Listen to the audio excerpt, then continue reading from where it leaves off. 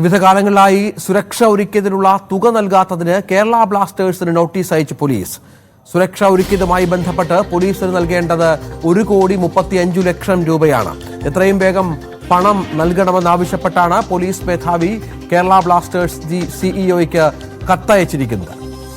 V Vinod വിവരങ്ങൾ പങ്കുവെക്കും. വിനോദ്, നേരത്തെയും ഇത്തരത്തിൽ പണം നൽകാനുള്ള പലവിധ പരാതികൾ ബ്ലാസ്റ്റേഴ്സിനെതിരെയുണ്ട്. ഇപ്പോൾ സ്റ്റേഡിയം ഒക്കെ ഉപയോഗിച്ചതുമായി ബന്ധപ്പെട്ട് ഇതിന് പുറകെയാണ് പോലീസിനെ പോലും ഇവർ വലയ്ക്കുന്നത്. എന്തൊക്കെയാണ് വിവരങ്ങൾ?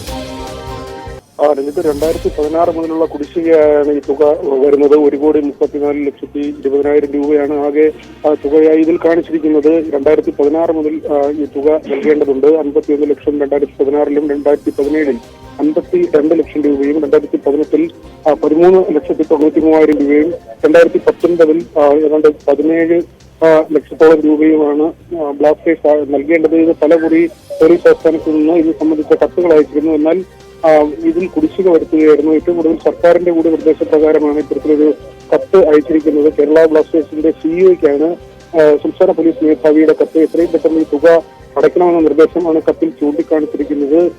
ഇളവ് വേണമെന്ന ആവശ്യം നേരത്തെ ഉന്നയിച്ചിരുന്നു, പക്ഷേ അത് സാധ്യമല്ലെന്ന് കൂടി വ്യക്തമാക്കിയാണ് ഇപ്പോൾ ഈ കത്ത് അയച്ചിരിക്കുന്നത്. കേരള ബ്ലാസ്റ്റേഴ്സിന്റെ ലീഗൽ ഭാഗത്ത് പ്രവർത്തിക്കുന്നത് ചില CPM നേതാക്കളും അവരുമായി ബന്ധപ്പെട്ട ആളുകളുമാണെന്ന ആരോപണവും ഇതിനിടെ ഉയർന്നു വന്നിരുന്നു.